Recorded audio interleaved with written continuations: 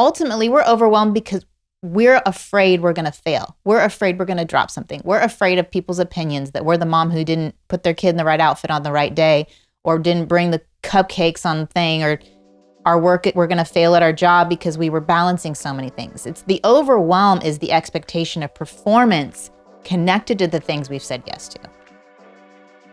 What? Say that again?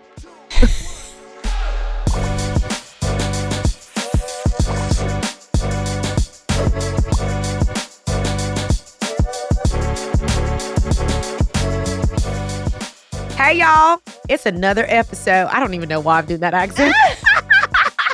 I bring out the Texas in you, and I'm a Hoosier. Heather is bringing out the Texas in me. I'm going to keep all this in. Welcome to another episode of the Still Going podcast.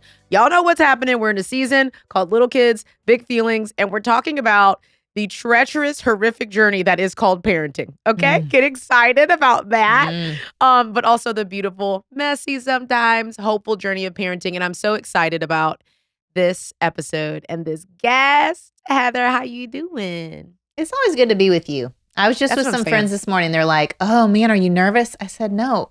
I'm talking to Toni.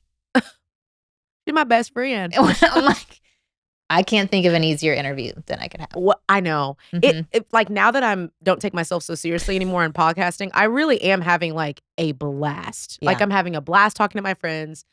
I cry a lot. I want to just forewarn you on that. I cry on the podcast a lot. Crying's my favorite. Thanks. But it's because we're talking about something really hard that's really hard for me, like in real life. Like a lot of the things I've talked about, I feel like I've gotten a little far on them. Like, oh, we've kind of healed from that in a way. We're still on a healing journey. But this one, baby, we're in the thick of it. I got a 9-year-old and a 1-year-old, and I'm looking crazy out here, bro. Okay? Just freaking crazy. Except for today, because we're on the podcast and they've got childcare. Okay. Yeah. I'm excited because I remember the moment when I saw your brand, Don't Mom Alone. And I'm going to tell you when that moment was. When I was momming alone.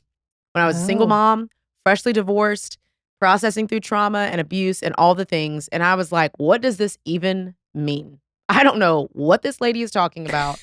What does she mean, don't mom alone? I'm feeling pretty alone right now. Divorce just comes with like excommunicating from community, friends. I just didn't have anyone and I felt so incredibly alone. And so for the people that don't know, for the people that are like me, Toni, 7 years ago now, what's Don't Mom Alone? What does it mean? Help us. Okay. Well, I do feel like that phrase is more invitational than my previous podcast name, which was God-Centered Mom, which was very holy sounding. That's deep and intentional and holy. Well, it was from a place of, I tried child-centered. I was a speech pathologist, 0 to 3 expert person. No bueno. So then I swung to me-centered. Mommy has needs, leave mommy alone. That didn't work either. There's no happiness to be found in full self-care, okay? Like, you're right about that. And so then I was like, you know what? What if I put God in the center and just kind of followed his lead on this? So that was where that came from. Wow. But Don't Mom Alone, I realized on my own journey of isolating because of my fears, because of not wanting to mess up and not wanting people to see my dirty underbelly, I just kind of hold myself up with my 4 little babies, and I had a panic attack. Can't even say it. Having a panic attack, saying panic attack. So crazy. So crazy. In a fried chicken drive-thru. So come on. There's no low like a fried chicken. I love that meaningfulness. Drive-thru. There is no low like a fried chicken greasy situation having. And I'll tell you, the shame on top of shame is that it was on a Sunday. We just got to church. But it wasn't the Christian chicken that we all know. No, now you figured that out. It wasn't. It was Bubba's. So I finally saw a counselor, and I finally started inviting people into my real, and also found so much freedom that I was like, this is what I want to invite moms to, because we're trying to hold ourselves to such a high standard that we isolate. And instead, I've found so much grace and healing and connection when I say, you too? That's hard too. And when I release how my kids turn out to God, when I realize I'm important but not essential, then I'm not momming alone, because I'm seeing, oh, God is writing their story. I'm a piece of it. He's inviting me to be a part. I am important. We know moms have a role. Counselors will tell me about your mother. We matter, but we're not the end all be all, because I have friends who didn't have bio moms that raised them, and they are still serving the Lord and doing amazing things. They weren't discounted just because the mom wasn't in the picture. So anyway, don't mom alone. Lots of layers. Heather, that was good. There's a lot to you know what it is? I've been telling people on every episode, I'm like, listen, this season is for me. If you get something out of it, great. I'm a selfish podcaster too. I mean, it's just, these episodes are radically changing me. Like, I'm literally morphing from the inside out. And I do genuinely pray and hope that the listeners and watchers are getting something out of it. But I want to just pause for a second real quick. Okay. Because I just want to make sure that the people caught all of the amazing things that you just said to the core of them. Number one, y'all, you described this like rat race thing, like when a hamster runs just around and around and around, where it's like, we are ashamed and embarrassed, so ashamed and embarrassed and low and weak that we hide because we don't want to have to admit that we're struggling with parenting. But the very thing that would solve that is to get out of hiding, to share that we're failing and we feel really bad. And so that someone could potentially say, you're actually not failing. And now that you can hold it with someone else, there's freedom in that, and there's rest in that, and there's not panic in that. It's literally the antithesis of it. Stop hiding. And the healing of the shame you're carrying allows you to create an environment in your home that's not shame-based, so your kids are more whole. Because if I could go back, I would, and I could be the whole version. Not that I'm 100% whole girl, okay? Yeah. In process. But I have learned a few things that I was putting on my kids, performance-based, be this way, so that people think this.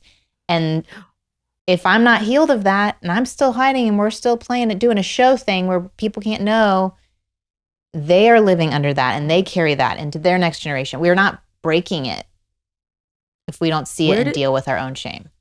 Where did that come from? Why are we doing that? Sometimes I look myself in the mirror and I say, why are you doing this? This is my new favorite book right now. Oh, tell me. Tired of trying to measure up. Yeah, well, 100% mail it when you're done. It's just talking about this like environment of shame that happens, that maybe our parents experienced and then we experience, and then we don't know how to do something different, so we just keep striving, and then we feel like the failure, so we give up, but then we feel shame about that, so we go back and just keep cycling through instead of finding identity and rest in Christ alone. Ooh. Okay, you also said something that sucker punched me a little bit. You said, I mean, we're literally just still on your first sentence at this point. That's how good and rich this is about to be. I want the people to recognize it. We're on sentence 1. I haven't asked any questions. Okay. You said we're important as parents, but maybe not essential? Is that what you have said? And are you saying that our desire to be essential and to be so needed by our kids is driving us up the wall, but we really don't have to view it that way? And not just our desire. The culture has put into place that if a child is a failure, what did their parents do? Uh-oh. And you know what? That's the most, Lord, I'm sorry. I'm just so excited because it's so real.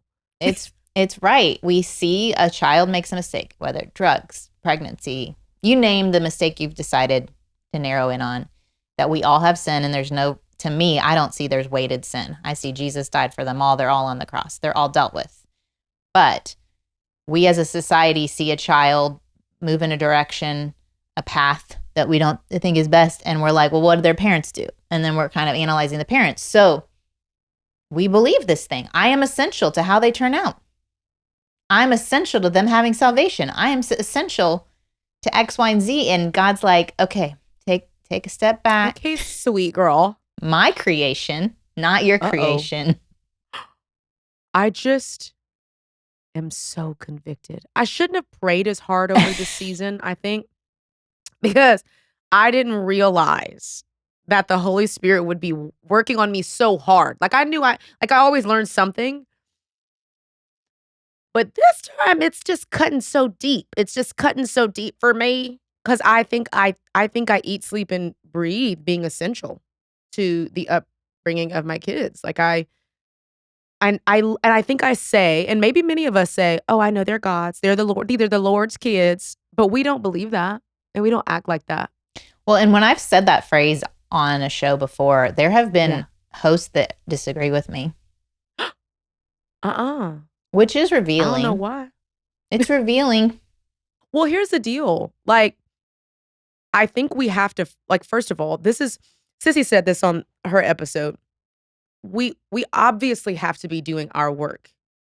And as parents, as regular other human beings, big, like parents, before we can even begin to think that we're getting it right for our kids.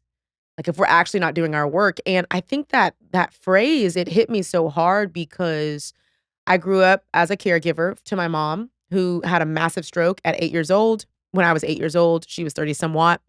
And I kind of became the mama. My counselor calls it parentification. I missed a whole bunch of childhood, grew up way too fast, 13, lost my virginity. I was driving, I was in the club. I thought I was an adult because I had put in a position to be an adult. And so I have this caregiver thing in me that's like, if people don't have a Toni in their lives, if my husband doesn't have me, if my kids don't have me, then they're probably gonna die. Like it's not gonna work out. They can't do this. And it's not a shot at them. It's a shot at God. It's literally saying that without my presence, things won't go well, as if to say that my presence is more valuable than God's. Oh, I So had that. no, Yeah. Yeah. I I'm had not a sin. that hit in the gut when we were going to go on a baby moon for one of my kids. Who knows which one? Maybe the second one. And I was leaving my oldest with my parents, and I thought he's gonna was laying out all the scenarios of how he's going to get hurt or worse. And I recognized, I have this belief. He is only safe in my presence. Ooh. So then if and when something happens, I am taking full responsibility and ownership. And I think we can only take 30% of ownership. That's what Townsend and Cloud told. They're a group of people. And you can't argue with them because they're like no, they're like national professional treasures. people. They know the boundaries. But they said anecdotally, they've found that parents are probably like 30% responsible. And the trick is, it's like marketing. You just don't know which 30%. So you just do your best and you do your work. And I think, we're going to talk about feelings. I think you do your work on your own feelings. How can you teach? I mean, when I think about it this way, I'm like, I could probably teach a fitness class because I'm excited, right? Like I would go to that fitness right. Like class. I may not even get the moves right per se. I don't but like could, going to fitness really, class, but I'm going to Toni's fitness class. This is what I'm trying to say. I could probably do it, but I'm not an expert in it because I actually haven't been trained in it. I didn't take myself through the process to be a bomb fitness instructor. Okay. And next thing you know, we're doing the worm in the fitness instructor class. Okay. We're doing in Toni's class. We're doing the worm. We're twerking. Yes. I mean, so many things could go awry. It's amazing. But the expectation that they would receive the greatest amount of fitness from someone like me who did not put her work in to learn it is like nuts almost. So when we look at our children and we're like, you need to process your feelings. You need to be better at managing anger. You need to do this. And we're yelling because we actually don't know how to process our anger. I don't want to condemn nobody today. I do just want to say, do your own work. Do your work, girls. Do your work. This is such a different podcast episode than anyone. We're having a blast right now. And I hope that when you're listening and watch, I hope you are having a blast as well, because we're having a real fun time. I think it's like part one is when you hear feelings or tell me what you're feeling or that language, boop, immediately cue in what thought crossed my mind. What thought crossed my mind? Because in this book, it would say if you grew up in a can't talk home, you might hear people who feel sad are oversensitive. Feelings don't matter. Certain feelings are wrong. Not showing feelings is the same as not having them. What language was around feelings, either said overtly or covertly in your experience? I think you've got to bring those beliefs to the surface or you'll never get to the root of it. Oh my goodness. Okay, let me ask you this. What is at stake if we don't get this right? Like if we don't help our kids process through feelings by first being able to process our own feelings, what's at stake? So the thing that comes to mind is from a conversation with Rosaria Butterfield. Ooh. Do you know her? Yes, I do. I mean, not personally, obviously. But you've heard of her. I've heard of her, yeah. So she was on the podcast and I thought I was asking one question and she went a whole different way. I thought I was asking, as parents come to me, they want to know how to talk to their kids about homosexuality. Yeah. Sorry to bring up hot topics on your podcast, but love it. Let's go. We're going to ride this thing out. And so I thought I'd ask this benign question. I mean, I have people listen to the show that have 3-year-olds, 4-year-olds, yada, yada, little babies, right? But they still want to know. This was years ago. This was 4 years ago. She took it to the transgender conversation. I'm like, wait, what? We weren't talking about that 4 or 5 years ago, but she was, because she said the root, what parents actually need to talk to their kids about in this whole conversation of gender and sexuality is their feelings. Oh. She said didn't see that one coming. I didn't either. That's what came to mind when I heard your question. It was, if we aren't telling our kids they are made in the image of God and God has emotions and he gave us emotions and he gave us a variety of emotions. And I don't like spiritual abuse, but if you want to open scripture, you could, talk about the different emotions shown in the Bible. And you could say we're made in that image. We have emotions. That's not wrong. It's not, but the feelings are indicators. They're not dictators. So they get to inform our experience, but they don't get to drive the bus. They don't get to pick the music. Ooh. They to let us know what else is going on. They might inform us on our belief system. Come on. Man, I'm feeling overwhelmed is a word moms use all the time, right? Overwhelmed. I'm so overwhelmed. I should get it tattooed on my neck, honestly, so that no one asks. And if you haven't heard me say this before, my people have heard me say it all the time. On the feelings card we use to process with my small group, yes, we process our feelings every week, men and women together. That's so good. That's so good. If you find overwhelm on the card, it is next to a bigger word, fear. Overwhelmed is fear. If you break it down and you're saying, man, I feel so overwhelmed, especially back to school time. What are you afraid of? Is the follow-up question. Send me that card. Okay. Mm-hmm.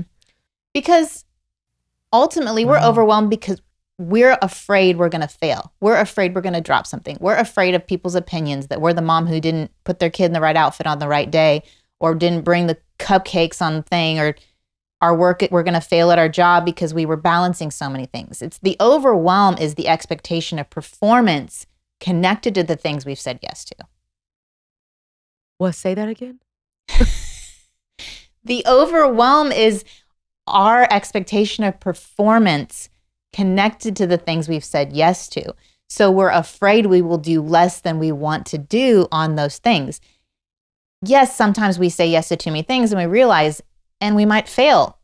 That doesn't necessarily mean we have to feel overwhelmed. We don't have to feel overwhelmed about our failures, about forgetting the cupcakes. But if you do, you have to clue in and you say, okay, what am I afraid of right now? And it just helps take it down a notch. You could still maybe feel it. But I think if we give our kids the language and we say, here are, I'm grabbing my pillow. Here are For those lots of you that are words. listening, I just want you to know that Heather has a feelings pillow up right now. If you're watching on YouTube, you can see it because it has covered up her entire screen. That's amazing. So have a card, have a feelings. What we had on our fridge with my boys is it's from Sissy and David. It's their feelings chart, with the different faces. And I remember I went a moment with one of my boys and he had just done something to one of his brothers. And he is not acting repentive, right? He's not acting like I did something wrong. He's like, yeah, I saw it. I was there when I hit him and I'm going to go ahead and go. Geared up. I'm like trying to say things to get him to feel conviction is what I'm saying. Finally, I look over his shoulder. I see the feelings chart faces and I go, what are you feeling? Right. It was probably a little loud. It was a little loud. And he goes over there and he finds embarrassed. Oh, Oh, that really makes me sad. So how often are we reacting or responded to an external posturing of our kids when it is them guarding themselves because they feel shame?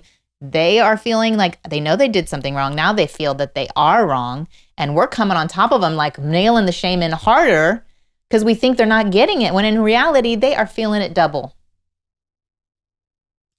So this is the cost. The cost is they might follow the path of the world that says your feelings get to be the boss. Your feelings get to tell you who you are. Your feelings get to drive the car. Wow. The other cost is you lose relationship with your kids because you misinterpret what's actually going on in you and them, and you come at each other with a bunch of energy, and the enemy wins. I think like division is his goal. Here's what's so interesting. As you were saying that, I was just thinking about my daughter. She's had some hard days in school, and she's got some special needs. And I remember me talking to her about something that had happened at school. And I asked her, I was like, okay, so she's like walking through the story, and she's like, and then this happened, and then this happened. And I was like, okay, so when that happened, what'd you feel? And this was all around anger. Like, this is all around, we got angry, we exploded, we said some things and did some things in school that we shouldn't have to our teacher. And she's unpacking this story, and I was like, oh, what'd you feel in that moment? Because I would have felt embarrassed if I was her. And so I was like, I just wonder if she even knows what she was feeling. And she said the word embarrassed. And when you said that about your son, it just made me so sad and weepy, because how many times have we, and we don't have to harp here because we don't have to wallow in the past, but how many times have we gotten really upset with our kids and we've spoken to this external behavior and not the internal feeling? And there's just, I think, so much more power and connection. I think I hear you, this is what you're saying, in us speaking to the internal feeling. Like, it just, I mean, the fact that like you literally could have been like, you need to say sorry to your brother. You weren't repentant. Come on. Like, Yeah, what are you doing? Yeah. Pull out the Bible. Let's like beat it. I don't know. What in the world? No. Like, if you have an ought with your brother, I mean, all the scriptures that you could have said. Mm-hmm. But the vulnerability of your son saying, I feel embarrassed. I mean, it literally made me drop my shoulders. I accepted and experienced that story differently because I knew what was happening on the inside of him. And if we only knew what was happening on the inside of our children, I think that there could be so much more grace and connection. And that makes me really hopeful, right? And that's literally just asking how he feels.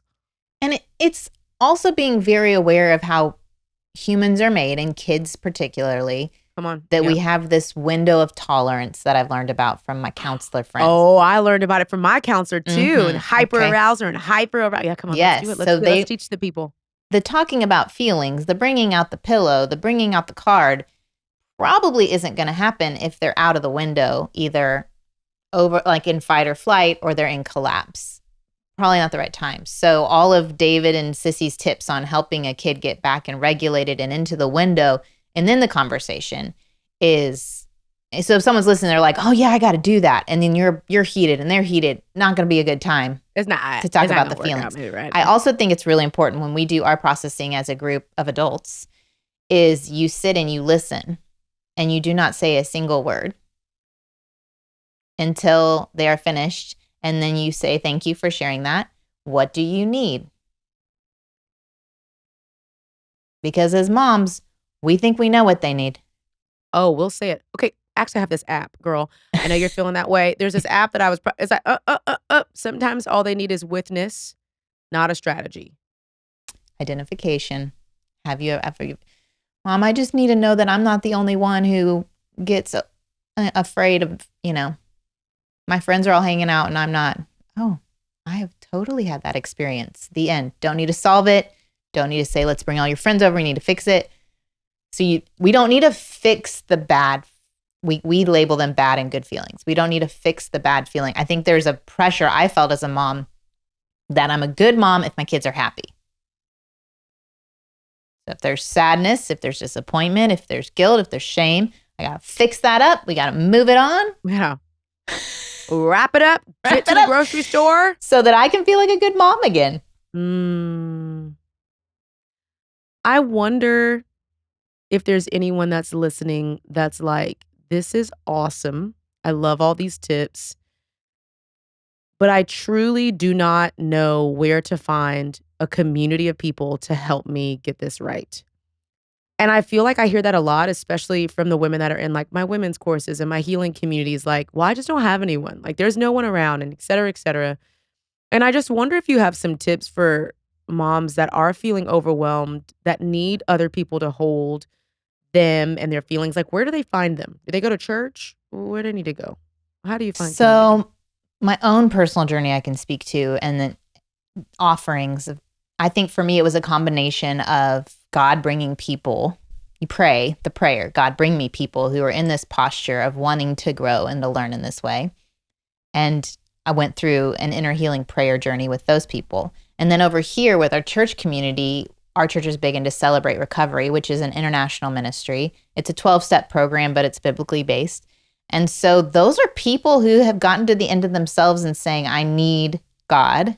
I want to unpack patterns of behaving and thinking and feeling that are keeping me stuck in relationships and in my life. And so those don't have to be big addictions. Those can, in our mind, we're like, oh, that's only for big I didn't things. realize that. Yeah, I didn't even realize it. Yeah.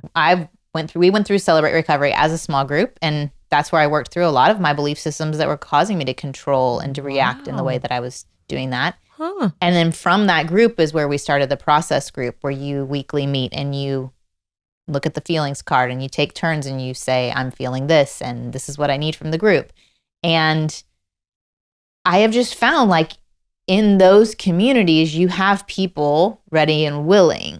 You're not trying to force someone that you were like, hey, I think they're fun. Let's have coffee and have a deep conversation. You're that's like, probably not going to work. Spilled all my guts in my story and you just sat there.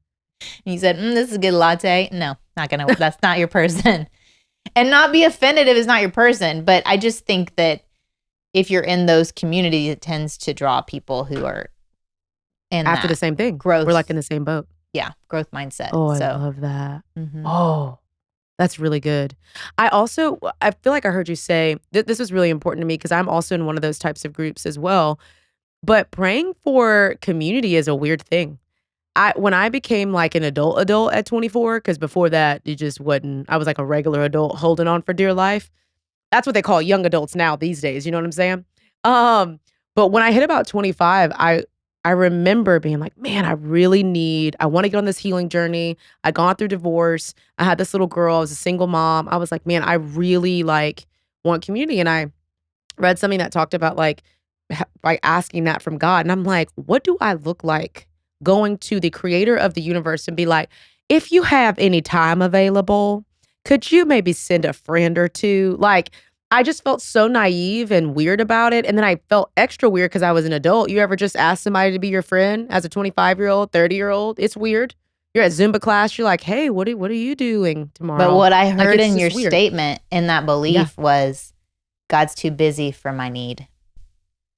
God's too big. This is too small for him. There's no way. This isn't as important as other people who are going through bigger things. And you've kind of diminished your value and worth to him. Yeah. But your heart needs are his heart needs. And he says, I go with you. I'm your helper. I want. What you think this is? Yeah. Of course, that's not a thing outside of his will to have community and people. And I feel like we think it is. It's like, there's just bigger fish to fry here. But the truth is, I remember my husband validating. He's like, yeah, pray for some friends, girl. Like, you need some people. I started praying. And I remember literally 2 weeks later, I sat down in a green room after church. And there's this girl there. And she was all tatted up. And I was like, ooh, this is my kind of girl here. I said, what's up, girl? What's your name?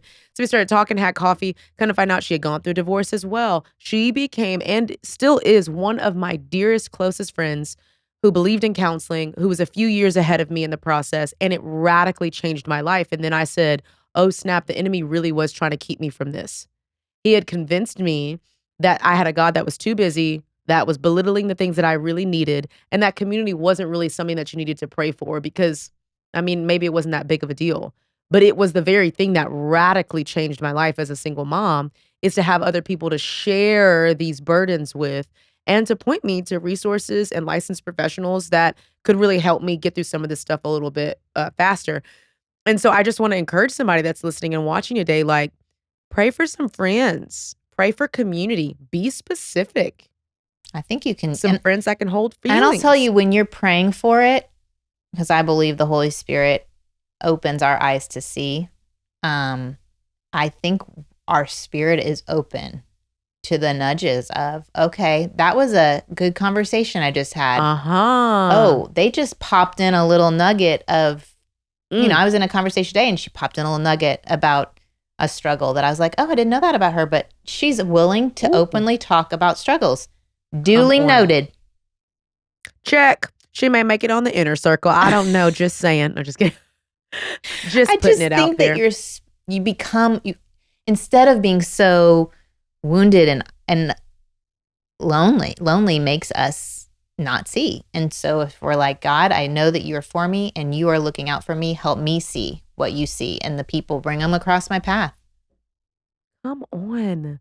This is great. We over here talking about praying for community, y'all. And it sounds like a small thing, but I'm telling you, it has radically changed my life. This is going to be a hard question because I know that you have been doing this for so many years and you're a wealth of knowledge. I just can feel that it's going to be difficult. But if there was one singular thing that rises above them all, one tangible resource, something that for the practical patties out there, who's like, I really want to get this right. I want to help my little kids process their big feelings, and maybe not even my little kids, but like my teenagers. I want to help them get this right because we haven't done it before.